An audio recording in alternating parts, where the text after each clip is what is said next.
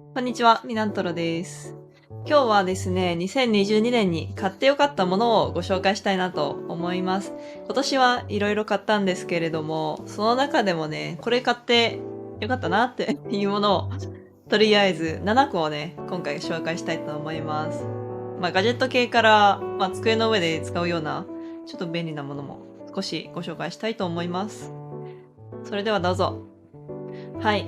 まず一つ目なんですけど、ここにある通り、この NewFi の Halo 65のキーボードです。これです。白くてめちゃくちゃいいです。本当に欲しいやつが買えましたね。もう後ろは可愛い感じで。はい、オレンジで。ちょっとポップな感じです。このキーボードの紹介は、別の動画で、20分ぐらいの動画、ちょっと長いんですけど、ご紹介してるので、もし興味ある方は見てみてください。これは本当に打鍵感も良くて、もともとはガテロンの、赤軸で来てるんですけれども、私はちょっと変えまして、中のキーはね、今、チェリーの MX の、ピンク軸、いわゆる西洋赤軸っていうような軸を使っていますので、すごい静かに打てます。はい。キーボード動画作ってる皆さんがよく言うスコスコした感じっていうのを出せてると思います。はい。ここはね、ここはあえてこのままガテロンの何かの軸だと思うんですけど、なんかここだけね、ちょっと特別な、キースイッチが入っていました。別の、すごい静音なものが入っています。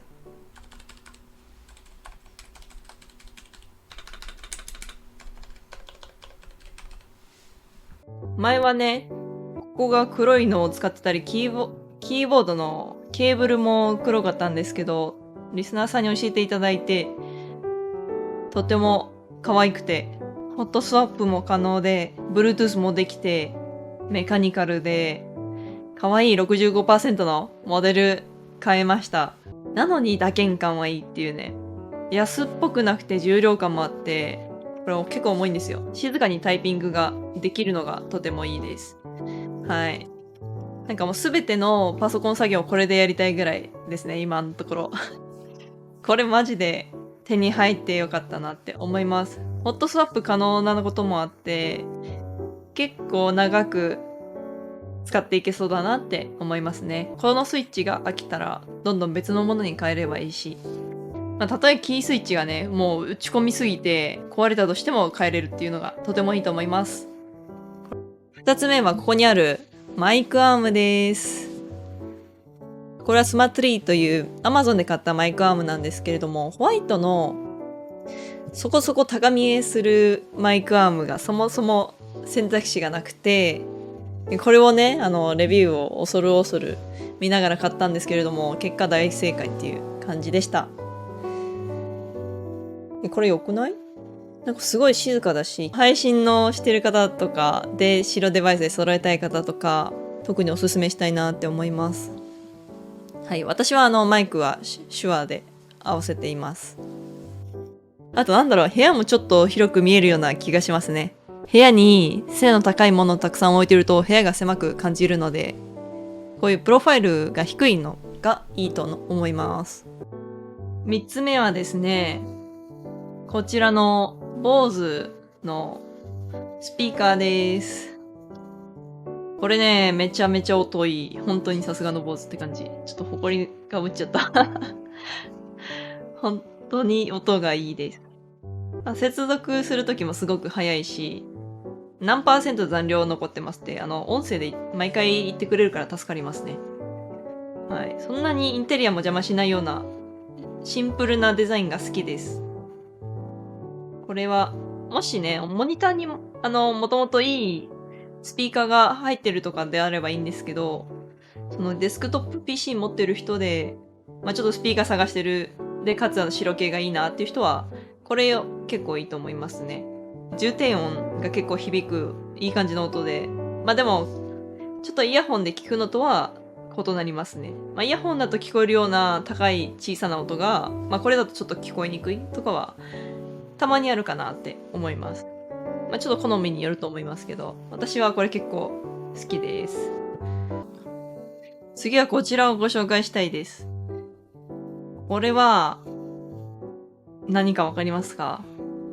これはね、ノートパソコンとかの、何ですか、横見防止の、板です。モニターにつけるようなものとなっています。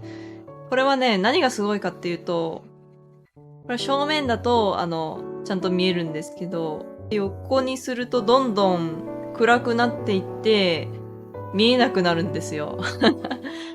これ外で作業する人、とてもいいと思います。まあ仕事にも使えるしね。これめっちゃ買ってよかった今年。私がお持ちのノートパソコンのサイズによって、まあ、サイズ展開はいろいろあるので自分に合うものを選ぶといいと思います。なんかこれどういう仕組みなのかなって思ってたんですけど、多分この薄く見える板の中に、なんだろう、小さな台形みたいなもの、蜂の巣みたいなのがたくさんババババって見えないんですけどあって、まあ正面で見るとその線見えないんですけど、横から見るとそのなんですか、蜂の巣みたいなのが全部、モニターをカバーしてくれて暗くなるっていう構造なのかなと思います。ちょっと全然違うこと言ってたらすいません。これのもう一ついいところは、なんか他にもいろんな種類が、まあ巷では流行ってるんですけど、モニターに直接つけないでいろんな PC につけれるっていうのがいいなって思った。はい。次紹介したいのはこちらです。これでーす。これはね、ロジクールのウェブカメラ、1080p、60fps のウェブカメラです。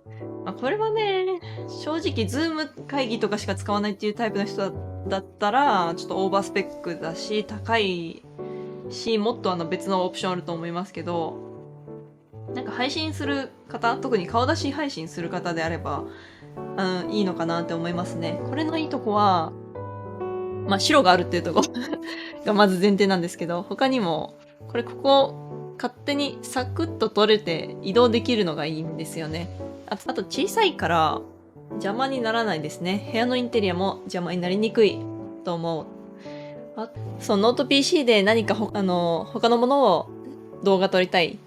撮影しながら、例えば配信したいってなった時に、これはね、使えると思います。動かせるので、とても便利です。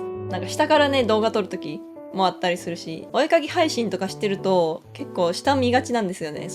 私、液タブを使ってるので、下を見ながら絵を描くんですけど、そういう時に、まあ下のアングルから撮れるように下に移動させたりとか、そういうのができて、めちゃめちゃ便利です。次ご紹介したいのが、こちらに映っているエルゴトロンのホワイトのモニターアームです。これはね、一番大きいサイズを選んだんですけど、これ正直小さいやつでいいです。これ長いんですけど、結構邪魔だし、何かに使えるかなって思って、長いのにしたんですけど、いらなかったなって思います。何かに使えるっていう時は大体いらないです。これ学びました。